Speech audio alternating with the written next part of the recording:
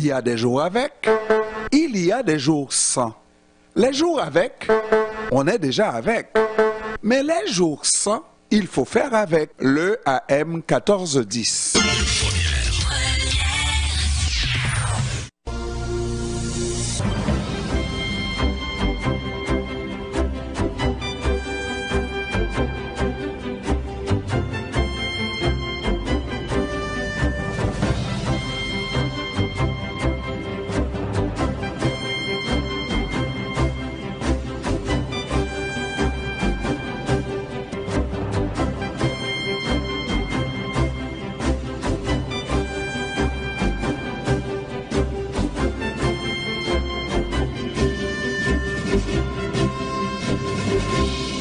Québec s'apprête à couper l'aide à des victimes d'actes criminels. Pour nous en parler, nous avons avec nous en ligne Maître Sophie Mongeon, avocate cabinet Desrochers Mongeon, avocat Inc. Bon après-midi, Maître Mongeon. Bonjour, bonjour. Ça va bien? Oui, très bien vous-même.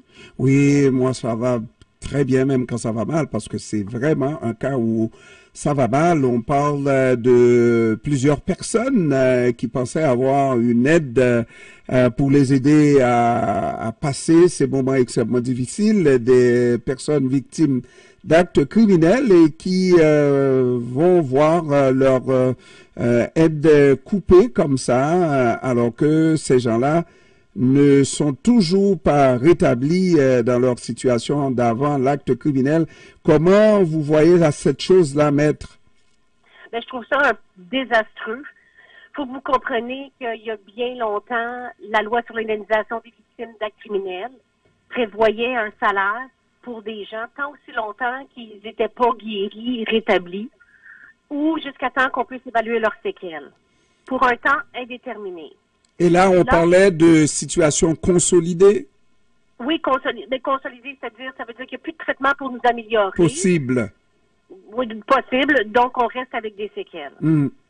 Maintenant, ce qui est arrivé, des dernières années, on a fait beaucoup de demandes. Expliquez-moi, maître, expliquez-moi, lorsqu'on détermine que la personne reste avec des séquelles, il y a une évaluation qui est faite et la personne est dédommagée en fonction des séquelles restantes? Oui, exact. Mais ça, je vous parle de sous la vieille loi. Oui, la vieille loi, absolument, oui. Oui, la vieille loi, donc effectivement, il n'y avait pas de temps prédéterminé pour recevoir du salaire. Au bout de tout ça, vous pouviez recevoir des séquelles et un montant pour votre vie durant. Oui. Sauf que c'était une loi qui était difficile à administrer. Donc, ça faisait plusieurs années qu'on demandait une modification. Modification où il y a lieu. Mais au lieu de juste bonifier la loi qui était en place, on l'a annulée au complet et on en a fait une nouvelle. En disant que, effectivement, on était pour d'accepter plus de victimes, donc c'était positif, etc. Mais vous comprenez que il n'y a pas beaucoup de gens qui s'occupent des victimes comme ça, donc la loi est passée sous le radar. Et ça fait en sorte qu'ils ont limité le temps. Donc, si tu es une victime, le maximum que tu peux recevoir d'indemnité, c'est 3 ans. Si tu es un témoin ou une victime indirecte, c'est 2 ans. Et dites-moi, le niveau de consolidation après 2 ans, est-ce qu'on va tenir compte de cette situation qui est consolidée et payer un dédommagement pour la victime? Oui, ben tu as toujours une indemnité sous 2 volets, du salaire et des séquelles. Donc, le salaire va être limité à 3 ans. À 2 ans ou 3 ans? Bien, ça dépend de quelle sorte de victime que vous êtes. Si vous êtes une victime directe, c'est 3 ans.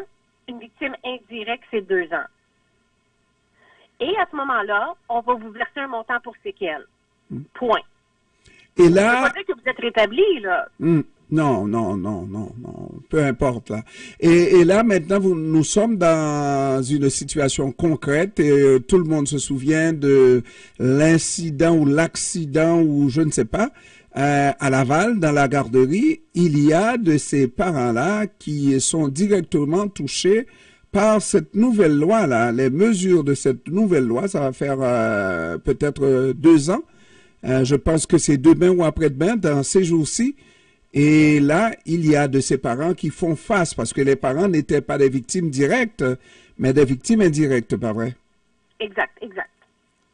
Donc, ce qu'on entend M. Legault dire ce matin, c'est que c'est pas grave, ils vont être dirigés vers d'autres programmes. Quel autre programme? Ah, bon. Ça, c'est une belle question. Elle est simple. Quel autre programme? L'aide sociale, peut-être? Bien, c'est ça, l'aide sociale. Mais vous comprenez que si vous êtes une personne qui a un salaire moyen, 40 000, 50 000, donc, et vous n'êtes pas capable de travailler, au bout de tout ça, l'aide sociale couvre aucunement votre salaire. Vous n'avez pas le droit à l'assurance emploi parce que vous n'avez pas cotisé dans les dernières années. Et donc, le seul autre programme, c'est l'aide sociale. Là. Il n'y en a pas d'autres. Là. Maximum 1 000 $ par mois. Donc, quand on dit que la loi a été passée en catimini, ça veut dire que cette nouvelle loi n'a jamais été testée devant les tribunaux? Non. Mais de toute façon, même si je voulais la contester, puis dire non, non, ça n'a pas de sens, il faut aller au-delà du 2 ans, au-delà du 3 ans, la loi, là, je ne réussirai pas à faire ça, là. Parce que c'est une loi injuste, parce que... Il y a plein de lois injustes. Le problème, c'est que la loi prévoit 3 ans. Il n'y a rien qu'on puisse y faire. Puis en toute honnêteté, quand les discussions étaient alentour de cette loi-là, ben vous savez, les victimes d'actes criminels n'ont pas beaucoup de temps d'antenne ou de sympathie. Alors, les journalistes ont pas mal tout pris ce qu'on disait, que oui, la loi va être plus généreuse. Fait qu'on était peut-être une poignée d'avocats qui essayaient de dire non, attention, mais c'est mort au feuilleton. Et puis là, on se retrouve 3 ans plus tard avec la situation que je savais qui était pour arriver. En tout cas, le protecteur du citoyen fait part de ses préoccupations au sujet de la limite de temps, parce qu'il y a eu cette étude de la réforme de la loi, n'est-ce pas, par Jolin Barrette. Et est-ce que ça peut donner quelque chose? Est-ce que le protecteur du citoyen, bon, il peut parler, non? Le protecteur du citoyen, il peut émettre des recommandations, mais il n'est pas législateur. J'ai goût de vous répondre qu'il aurait dû se réveiller il y a 3 ans, lorsque la loi était en train d'être discutée. Mais, comme je vous dis, je suis un peu frustrée contre les journalistes et autres qui n'ont pas cru à ce moment-là que ça valait la peine de discuter de ce projet de loi-là et mettre de l'avant et mettre de la pression. Donc, voilà.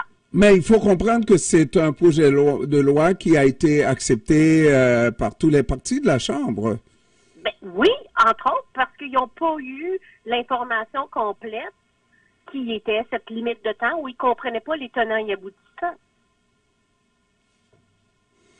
Maintenant, quand on regarde qu'on est face à un mur et le gouvernement est intransigeant, il donne déjà la solution, on va les orienter, ces gens-là, vers d'autres programmes, et lorsqu'on se demande quel autre programme, on ne le sait pas plus.